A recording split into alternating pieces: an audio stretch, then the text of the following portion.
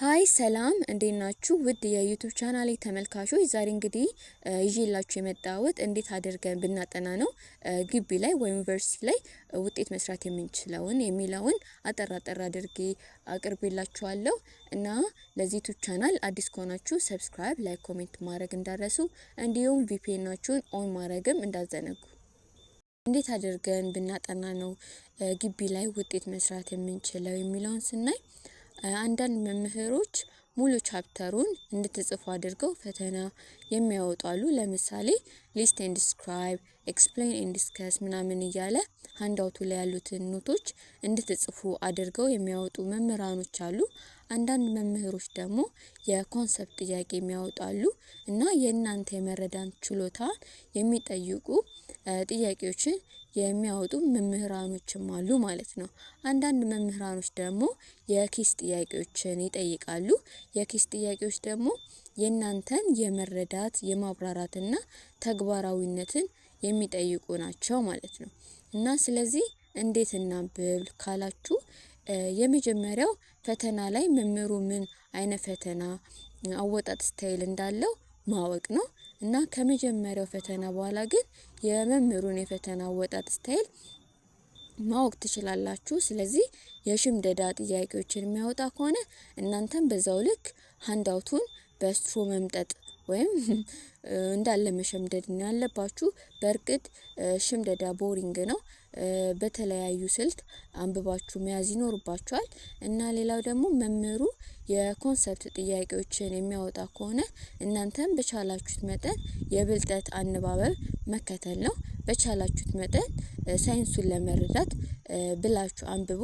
እናም ሌላው ደግሞ የኪስ ጥያቄዎች ከበድ ይላሉ። ስለዚህ ስታነቡ የምታነቡት ትምህርት ተግባራዊ እውነታውን ማወቅ፣ የት ቦታ አፕላይ እንደሚደረግ አድቫንቴጅ ኤንድ ዲስአድቫንቴጁን ማወቅ፣ ከዛ በዚህ መሰረት የማብራራት ነው ከእናንተ የሚጠበቀው ማለት ነው። ስለዚህ ያጠናን ስልታችሁን እንደ መምህሩ ፈተና አወጣጥ ቢሆን ብለን እመክራለሁ ማለት ነው።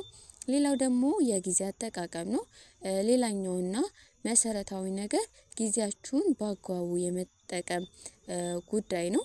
እና ምን መሰላችሁ ብዙዎቻችን ቆይ ነገ አደርገዋለሁ፣ ቆይ በኋላ አነባዋለሁ እያለን የመዘናጋት አባዜ ያለብን። ይሄ ደግሞ የምናነባቸውን ትምህርቶች እንዲደራረቡ ያደርጋል። ከተደራረቡ ደግሞ በቴንሽን ልንጨነቅ እንችላለን። ስለዚህ በተቻለ መጠን ሳንዘናጋ ፈተናዎችን ከመድረሳቸው በፊት ብናነብም መልካም ነው ማለት ነው። ሌላኛው ደግሞ አለመሰልቸት ነው። እና ግቢ ላይ ፈተናዎች፣ አሳይመንቶች፣ ፕሮጀክቶች ይደራረባሉ። በተለይ ደግሞ በቀጣይ ወደ ግቢ የምትገቡ ፍሬሽ ተማሪዎች ለእያንዳንዱ ሴሚስተር የሚሰጣችሁ ጊዜ አጭር ነው። በዚህ ምክንያት ፈተና ቶሎ ነው የምትፈተኑት። አሳይመንት ተደራርቦ ነው የሚሰጣችሁ። ምናልባት ዛሬ ተፈተናችሁ ነገ ሌላ ፈተና ትፈተናላችሁ። ከፈተና እንደተመለሳችሁ አሳይመንት ልትሰሩ ትችላላችሁ። እና ይሄ ደግሞ መደራረብ መሰልቸት ያመጣል። ስለዚህ ጽኑ መሆንም ይጠበቅባችኋል ማለት ነው። ሌላኛው ደግሞ ከመምህር ጋር ሰላማዊ መሆን ነው። ሁሉንም ማለት ባይቻል የግቢ መምህራኖች ባህሪያቸው አስቸጋሪ ነው።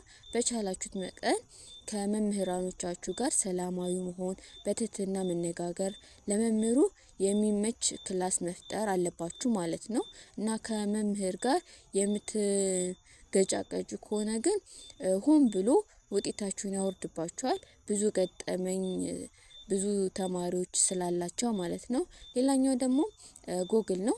እና ይሄ ደግሞ ለግቢ ጎግል በጣም ወሳኝ ነው። አሳይመንት መስራት ብትፈልጉ፣ ፕራክቲካል ኤዱኬሽኖችን በቪዲዮ ማየት ብትፈልጉ፣ የተለያዩ መጽሐፍቶችን እና የመጽሐፍ ሶሉሽኖችን ማውረድ ብትፈልጉ፣ ምናልባት መምህሩ የሰጣችሁን ኖት ካልገባችሁና ሳይንሱ መረዳት ብትፈልጉ ጉግል ለዚህ ሁሉ በቂ መፍትሄ ስለሆነ ጉግል ያስፈልጋችኋል ማለት ነው። ስለዚህ ጉግልን የቅርብ ወዳጃችሁ አድርጋችሁ ውጤት መስራት ትችላላችሁ ማለት ነው። እና ሳይንሱን መረዳት ትችላላችሁ። በዚህም አጋጣሚ ለጉግል ምስጋና ማቅረብ ይኖርብናል ማለት ነው። ስለዚህ እነዚህ ናቸው።